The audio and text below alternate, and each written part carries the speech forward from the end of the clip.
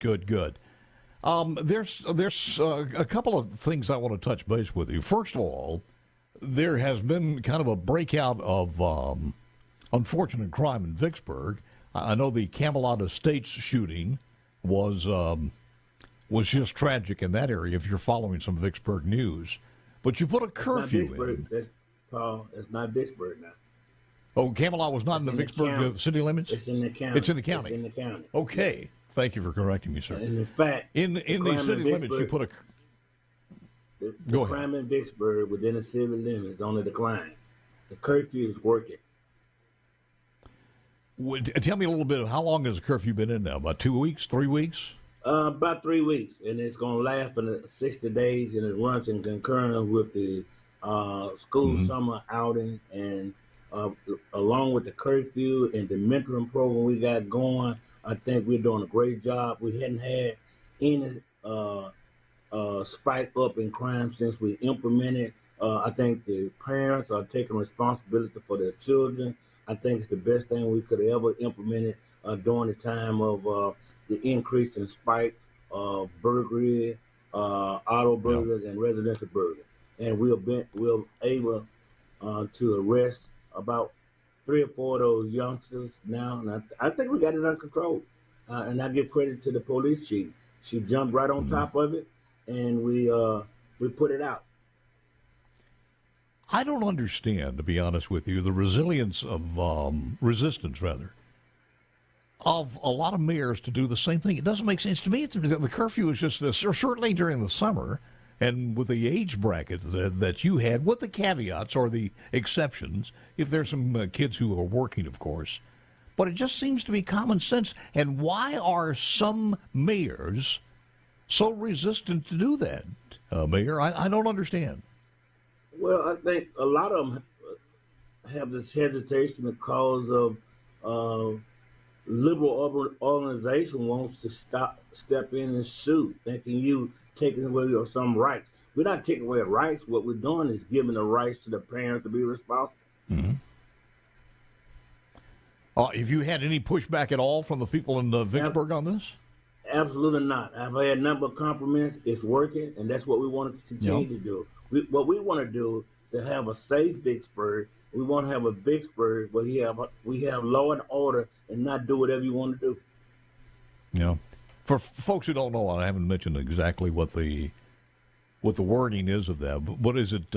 Any kids under 18 years old, and what are the hours? Or give me the parameters of that curfew. Any young people under the age of 18 cannot be on the streets of Vicksburg after 11 o'clock at night unless you're supervised by adults, unless you're going or leaving work or in some type of school function. There's no reason why no youngster under the age of 18 should be on the streets of the city of Vicksburg doing anything. Was that a big problem? Did you have a lot of loitering and kids at 2 o'clock in the morning hanging out? Well, we didn't. It was somewhat of a problem because we saw a trend in juveniles during those within those ages committing those crimes like entering vehicles and walking the street for no reason, and we just thought we need to push back on it and stop it and make parents more accountable. And we hadn't had the first arrest since we implemented. Parents have stepped in and they're doing what they're supposed to do. We just had the biggest fireworks show ever in the city of Vicksburg on Monday night, and at 11 o'clock, I'm telling you, you didn't have a child under the age or the young adults under the age of 18 on the streets. That is impressive. I wonder, when you left the Democrat Party, were there consequences to you doing that, as far as politically or just personally? Well, I don't think so. And to be quite frank, I didn't lead the Democratic Party. What I did is put myself in a position where I can be much more effective, because I don't think the service that you provide at the local level as mayor has anything to do with party affiliation. I think it has to do with being effective. So you still call yourself a Democrat, but not as you run as an independent? I call myself an independent. I play with Republicans and Democrats. I follow the money. Yeah, I know that. But you just said that you didn't leave the Democrat Party. I didn't leave. what I'm saying is that I just went to a position where I could be more effective, and that means with that means leaving, I left. But at the same time, I'm Yeah. an independent, and in fact, next week, no, week after next, I'll be in Washington D.C. In a bipartisan way, announcing some things for the Mississippi River. I did notice there was a story in the news cycle yesterday, day before yesterday. The mayor of Jackson was in Washington asking for some help as far as the water system and some things such as that.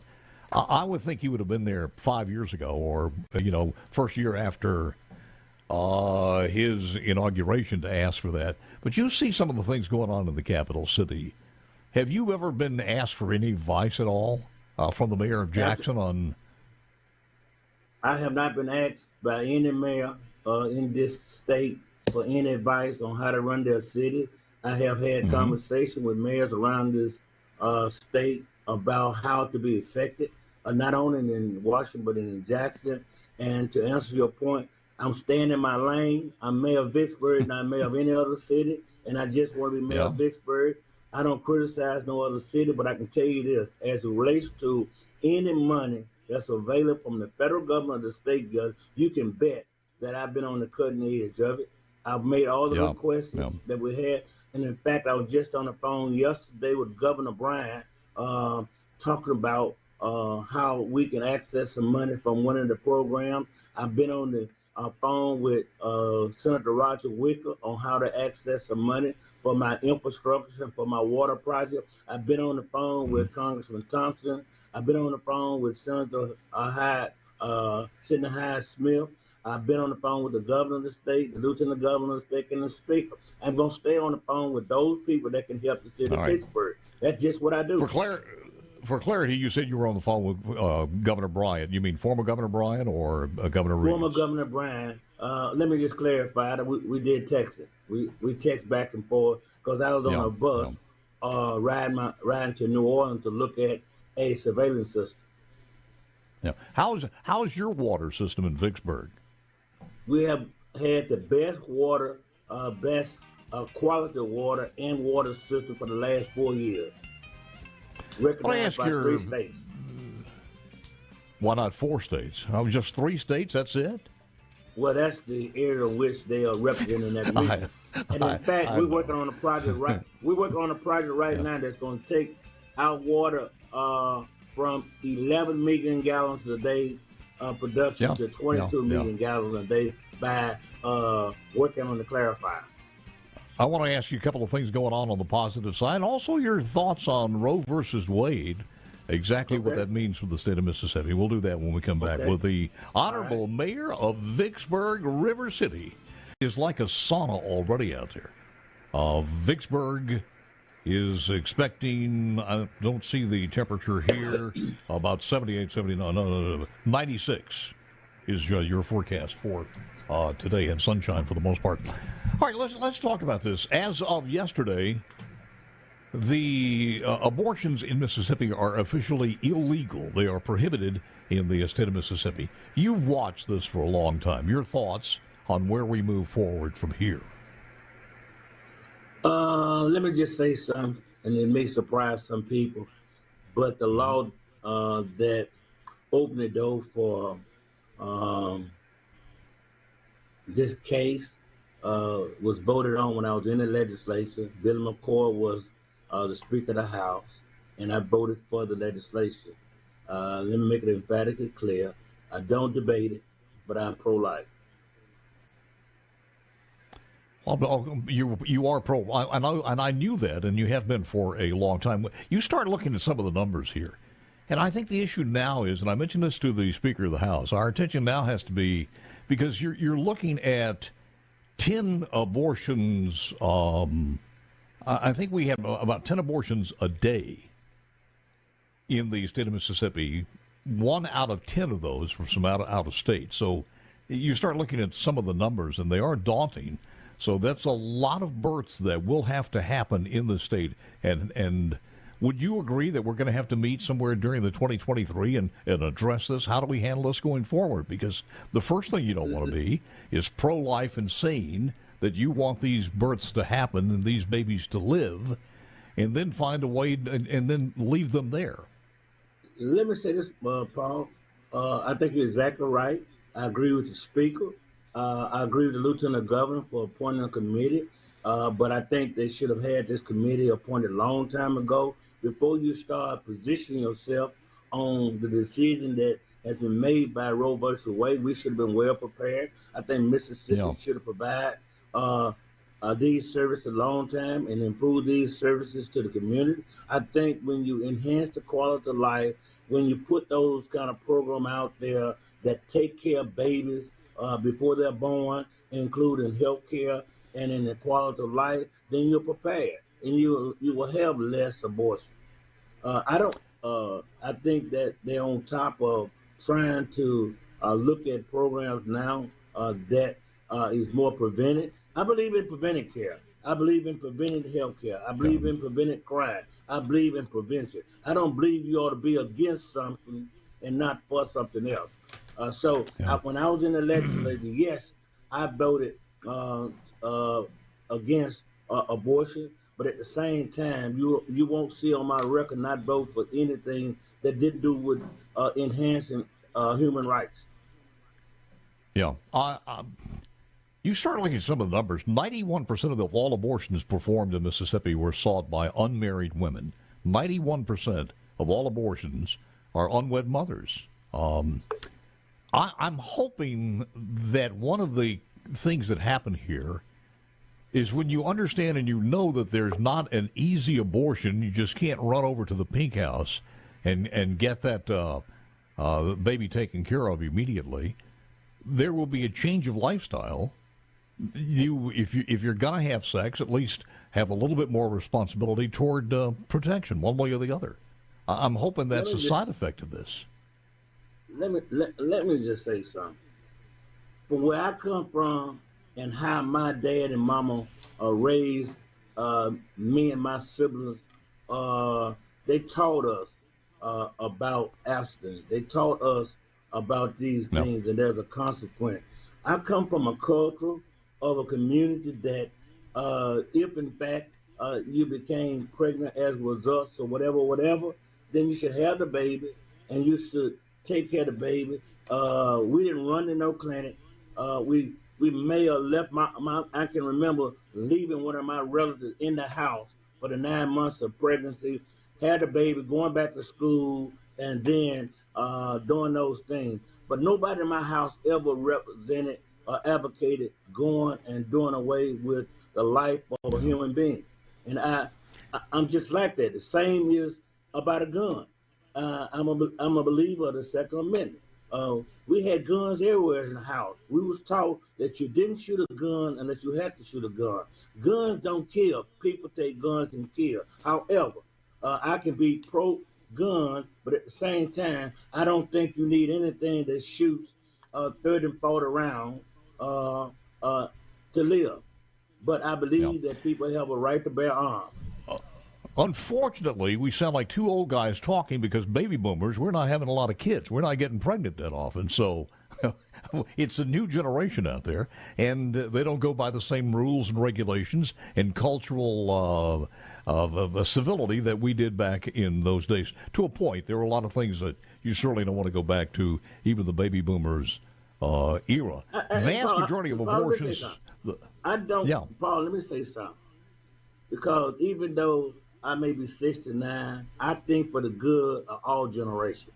I don't believe we're going to look back in society and blame Mississippi for Roe versus Wade. I think what's going to happen when we look going forward, and if we do the things we need to do legislatively, we're going to look at a more progressive state and a state that improves the quality of life as it relates to health care. I think the lieutenant governor was right, head on, for appointing a committee, and I think the speaker will ought to do the same. I think the governor ought to come in and join in and come up with a comprehensive package right now how to address parenting and pro-life position.